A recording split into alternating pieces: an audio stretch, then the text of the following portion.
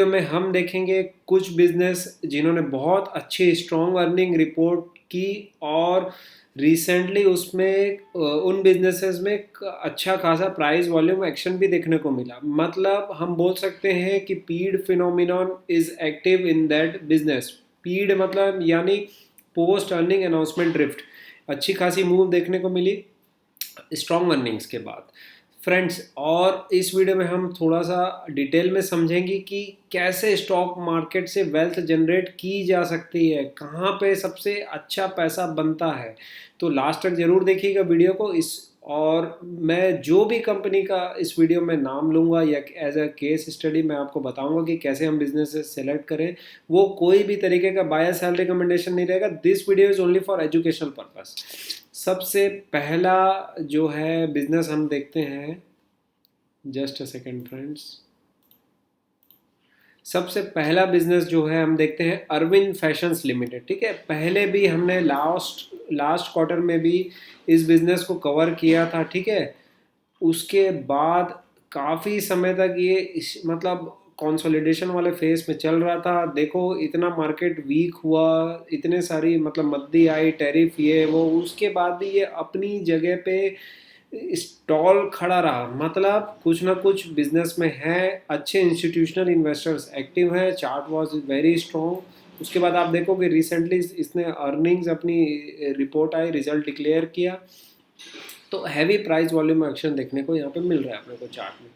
अब देखो ऐसा है ना कि हम अब देख लिए बिजनेस में अर्निंग अच्छी आ गई, उसके बाद फिर हम जाके यहाँ पे भागती ट्रेन को पकड़ने की कोशिश करते हैं। फ्रेंड्स, बिजनेसेस अच्छे हैं, ठीक है, हम अपनी चेकलिस्ट बना के रखे हैं जो अच्छे बिजनेसेस की, उसको हमको लीस्ट रिस्क एंट्री पे पकड़ना है। वो हम अपने चैनल में डिस्कस भी कर चुके हैं।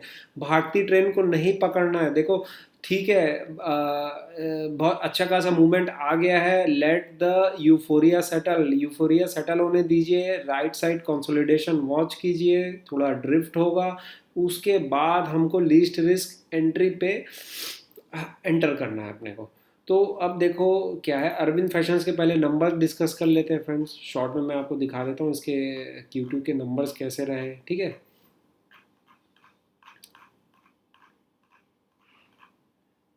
Let me show you. हाँ हाँ, ये था Q2 FY26 का रिवेन्यू, 11% से ग्रोथ आई। ओके, और उसके बाद एबिटा अराउंड अराउंड 18% से जंप किया है वाई ओ वाई हम देखें तो, और पैट हम देखें तो 23% के आसपास। ठीक है, अब पूरे फुल हाफ ईयर का हम कंपैरिजन करें तो आप देखोगे 13% का मतलब रिवेन्यू जंप हुआ है, लेकिन प्रॉफिटेबिलिटी कितनी, 60% जंप हुई है प्रॉफिटेबिलिटी। टोटल 31 करोड़ के आसपास थी जो 50 करोड़ के आसपास हो गई है।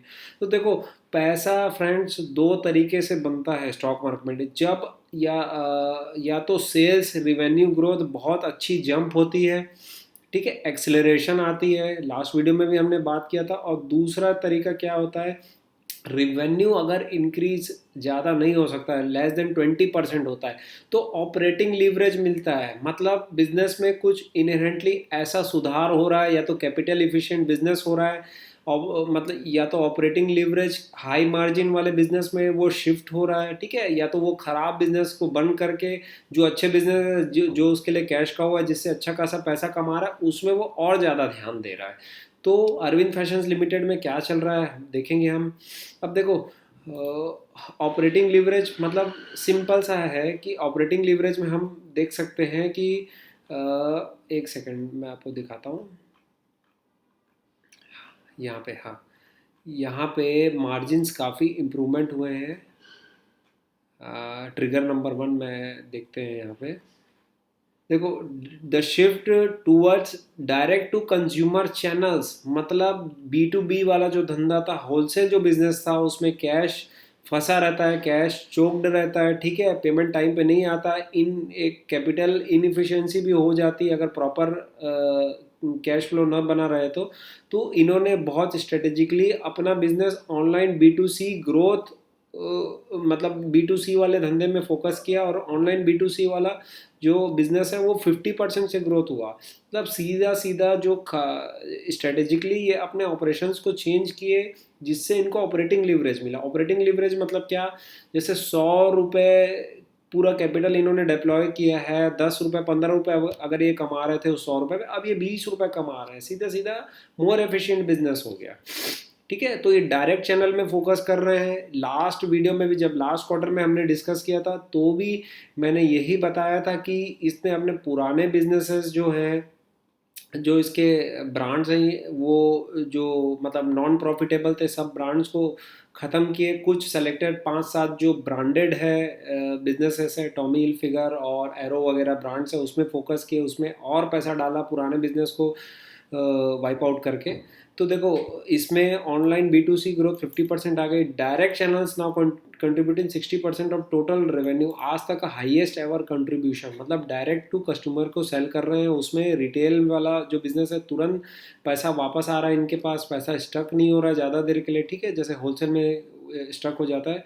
Shift is strategically improve important because direct channels offer 2.1% की लगभग ग्रॉस मार्जिन इंप्रूवमेंट देखने को मिली है। ठीक है, as compared to last year. अब देखो, रिटेल नेटवर्क को भी ये एक्सपेंड कर रहे हैं। कैसे? एसेट लाइट मॉडल से। मतलब 24 एक्सक्लूसिव ब्रांड आउटलेट्स इन्होंने ओपन किया, उसके बाद 150-200 stores annually through franchisee model. मतलब क्या, फ्रेंचाइजी मॉडल में, फोफो मॉडल में इन्होंने 150 स्टोर खोल लिए है भाई। फ्रेंचाइजी को पकड़ रहे हैं जिसके पास लैंड है, ठीक है, या लैंड नहीं भी है तो उनका हेडेक है कि वो फ्रेंचाइजी अर्न कर रहे हैं, उसके बदले इनको सिर्फ रॉयल्टी पे कर रहे हैं। ऑपरेट भी वही कर रहे हैं, परचेज भी। फ्रेंचाइजी ओन, फ्रेंचाइजी ऑपरेटेड, पूरा सरदर्द फ्रेंचाइजी का। इनको सिर्फ as a commission, as a royalty income, ये जो भी अपनी स्ट्रेटजीज और ब्रांड के अगेंस्ट में ये शेयर ले रहे हैं उनसे। ठीक है, तो देखो, ऐसे अगर ये खुद अगर जाके सब जगह रियल एस्टेट परचेस करे, मतलब 2-2, 4-4, 5-5 करोड़ की प्रॉपर्टी, उसका ब्याज ही मतलब 25-50 लाख, 1 करोड़ रुपए तो वेस्ट हो जाता है। ऐसे में इनको 40-50 हज़ार रुपये में रेंट में अब बहुत आसानी से, मैं तो आज अभी देख रहा हूँ, हम हमारे यहाँ टायर 2 टायर 3 सिटीज़ में तो इतने ज़्यादा वैकेंट स्पेस है कमर्शियल, है ना, जिसकी कोई लिमिट नहीं है। तो ये बहुत strategically asset light franchisee approach में जा रहे हैं, जिसमें कंपनी रियल इस्टेट ओन नहीं करती है, फ्रेंचाइजी पार्टनर ओन करते हैं। ठीक है, तो कैपिटल एक्सपेंडिचर रिड्यूस होता है ड्रास्टिकली। ठीक है, और ये उससे स्केलेबल भी हो जाता है, एक्सपेंड भी होता है बहुत तेज़ी से। और एडजेसेंट कैटेगरीज, मतलब जो एसेसरीज है कि बरमूडा ये वो, उसमें भी धीरे धीरे ये कोर अप्रैल के साथ उसका भी रेवेन्यू बढ़ा है, वो भी देखने को मिला है, वहाँ से भी रेवेन्यू, फुटवेयर और ये सब वगैरह जो भी। ठीक है, inner wear, kids where, women's wear. Brand portfolio देखो, मैंने बताया जो 4-5, जैसे यूएस पोलो हो गई, एरो हो गया, टॉमी हिलफिगर, फ्लाइंग मशीन, ये सब में टारगेट कर रही हैं। जीएसटी रिफॉर्म से इनको फ़ायदा हुआ है, क्योंकि ज़्यादातर इनके अप्रोच 2500 के ऊपर है, जिसमें जीएसटी इंक्रीज हो चुकी है ना। तो मतलब सभी जगह से देखा जाए तो डिमांड और प्रीमियमाइजेशन थीम तो ऐसा डिकेडियल थीम है, हर कोई ब्रांडेड कपड़े पहनना चाहता है, डिमांड बहुत तेज़ी से बढ़ रही है। तो क्या, कब पैसा बनता है? जब कोई ख़राब बिजनेस अच्छे बिजनेस, मतलब इम्प्रूव हो, मार्जिन इम्प्रूव हो रही हो, या फिर वो कैश को बहुत अच्छे तरीके से मैनेज कर रहा हो, जिससे सेम पैसे में उसको मार्जिन ज़्यादा बच रहा हो। तो बताने का मुद्दा यही था बस। उसके बाद हमने देख लिया आगे का क्या टारगेट है, ये क्या गाइडेंस कर रहे हैं। ठीक है, मार्जिन्स टू ग्रो एट 12-15%। अभी देखो इनकी जो मार्जिन्स पे बहुत अच्छा खासा इंप्रूवमेंट आया था। Let me show you. I think, हाँ, ये तो चैनल मिस था कि देखो होलसेल वाला बिजनेस रिड्यूस हुआ है और वो रिटेल में कन्वर्ट हुआ है। ठीक है, चैनल मिस हमने देख लिया। उसके बाद ये था इनके एबिटा मार्जिन्स जो थे, अभी अभी जो ये एस्पायर कर रहे हैं, 4-5 जो ऑब्जेक्टिव्स हैं, 12-15% से एक्सेलरेट करना चाह रहे हैं। ठीक है, focus on drawing direct channels, ये सब मैंने बता दिया। ग्रॉस अपने 150, higher free cash flow, improvement in ROC, return on capital employed, सीधा सीधा मतलब जितना पैसा लगाया उसमें रिटर्न इनका एज अ परसेंटेज बढ़ गया है।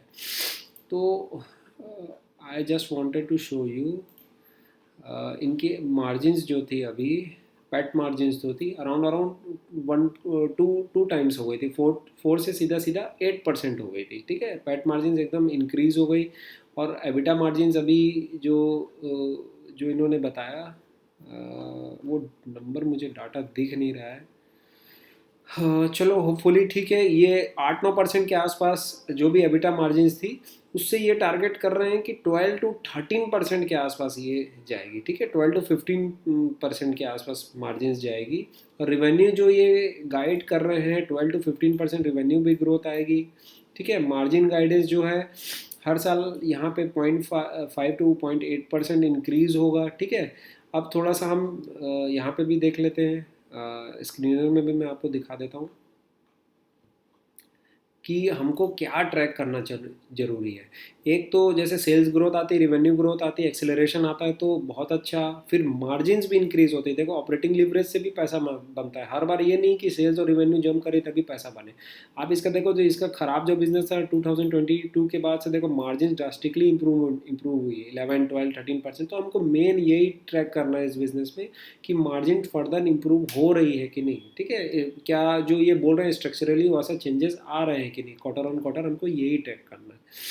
तो अब हम बात करेंगे एक और बिजनेस की, ईपैक प्रीफैब टेक्नोलॉजीज़ के बारे में। इसके बारे में भी हमने डिस्कस किया था। देखो, रिजल्ट्स काफ़ी अच्छे आए। प्रीफैब वाला बिजनेस है, बहुत मतलब बहुत एक्सक्लूसिव डिमांड है प्रीफैब टेक्नोलॉजीज़ की, कि कोई भी ऑन साइट कंस्ट्रक्शन नहीं करना चाहता है। तो इसका आप थोड़ा सा हम चार्ट देखेंगे, अच्छी खासी प्राइस वॉल्यूम एक्शन देखने को मिल ही रहा है। उसके बाद देखो, जैसे मैंने अरविंद फैशंस में डिस्कस किया, देखो हैवी प्राइस वॉल्यूम एक्शन हुआ, फिर ये राइट साइड ड्रिफ्ट में चले गया, ठीक है, पोस्ट अर्निंग अनाउंसमेंट ड्रिफ्ट। उसके बाद ये लीस्ट रिस्क एंटर यहाँ पे इसने प्रोवाइड की। तो हमको ऐसे ही लीस्ट रिस्क वाले एंट्रीज को देखते रहना, चेक करते रहना, जो भी कंपनीज हमारे रडार में है। तो ये हो गया चार्ट के बारे में। अब ईपैक प्रीफैब क्या करती है, प्रीफैब वाले स्ट्रक्चर में है, इसका बिजनेस वही है, लास्ट टाइम भी हमने डिस्कस किया था, ठीक है। और अब जो है ये कंपनी का फाइनेंशियल्स क्या आया था वो मैं बता देता हूँ आपको थोड़ा सा। देखो, प्रीफैब वाला बिजनेस 84% करीब कंट्रीब्यूट करता है, जिसमें पीईबी बिल्डिंग्स और ये सब है ना। उसके बाद अराउंड अराउंड 16% जो है पैकेजिंग बिजनेस है, एक्सपेंडेड पर शीट्स, ब्लॉक्स, मोल्डेड प्रोडक्ट्स वगैरह ये सोल्ड करती है टू कंज्यूमर ड्यूरेबल कंपनीज को। अब देखो क्या है इसका जो रिजल्ट आया था Q2 में, नेट प्रॉफिट आया था ऑफ 30 करोड़, 100% से जंप हुआ था फ्रॉम 14 करोड़, ठीक है। और हाफ ईयर बेसिस में देखें तो 64% करीब करीब सर्ज हुआ था। मार्जिन एक्सपेंशन, मार्जिन भी इम्प्रूव, ऑपरेटिंग लीवरेज मिला 10.4 से 11% के आसपास। तो बिजनेस क्या बोल रहा है, बहुत अच्छे खासे डिमांड है प्रीफैब टेक्नोलॉजीज़ की। और ये अगर प्रीफैब 19 to 15 में 8% से इंक्रीज़ हुई है, प्रीफैब इंडस्ट्री ग्रोथ हुई है CAGR से, तो ये 46% से ग्रोथ किया इन्होंने अपने प्रीफैब वाला बिजनेस। प्री इंजीनियरिंग बिल्डिंग्स है, हमने पूरा डिटेल में डिस्कस किया हुआ है ना।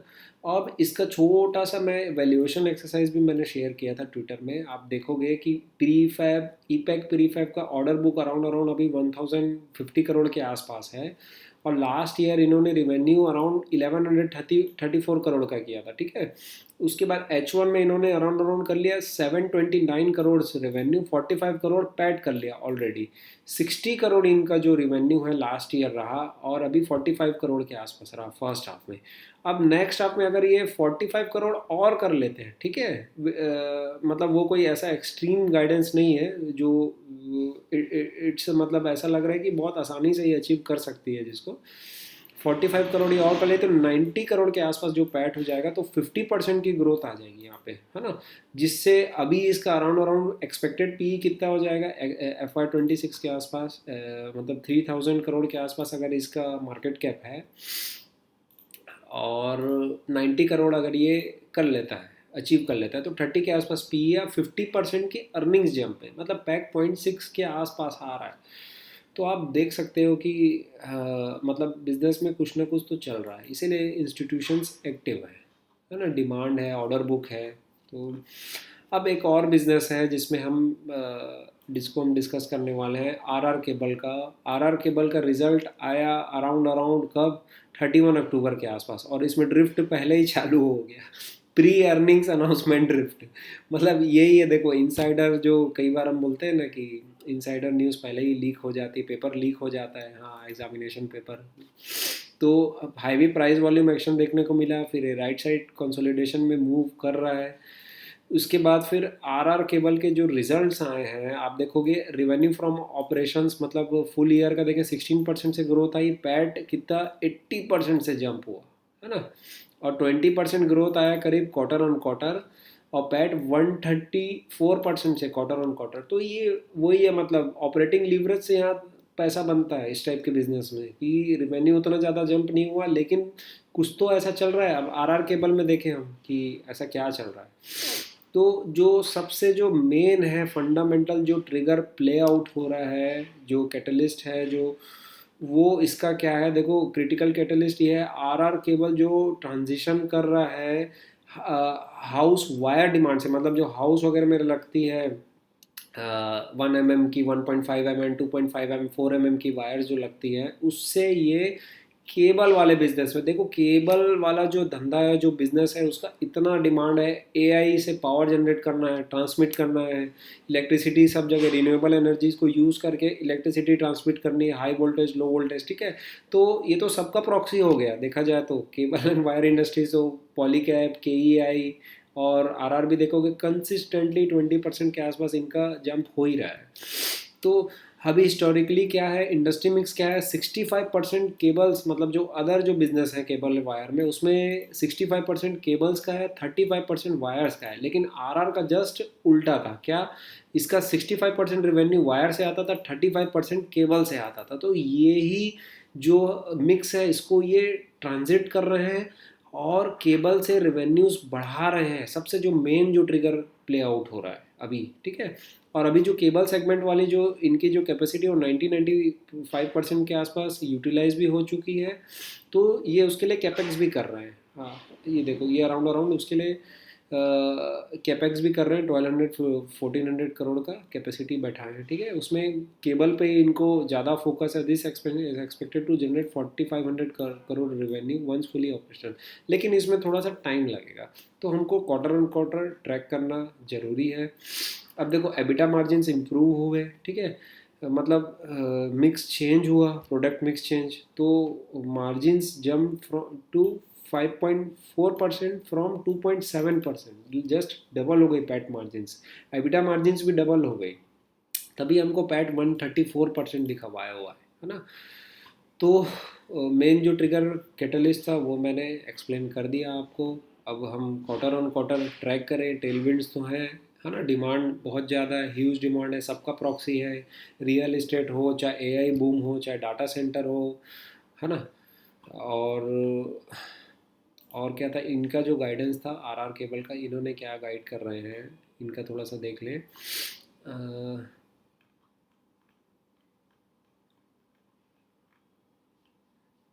The company is aiming to achieve project rise target, कुछ बनाते हैं 18% volume growth on a CAGR basis, ठीक है। लॉन्ग टर्म प्लान टारगेट ये कर रही है, EBITDA margin in the range of 10-11% के आसपास लॉन्ग टर्म। जो अभी आई थिंक अभी कितना है एबिटा मार्जिन इनके, 8% के आसपास, ठीक है। तो यही मेन है, ऑपरेटिंग लीवरेज, मार्जिन इंप्रूव होनी चाहिए, एक्सिलरेट होनी चाहिए यहाँ से, तभी पैसा बनता है।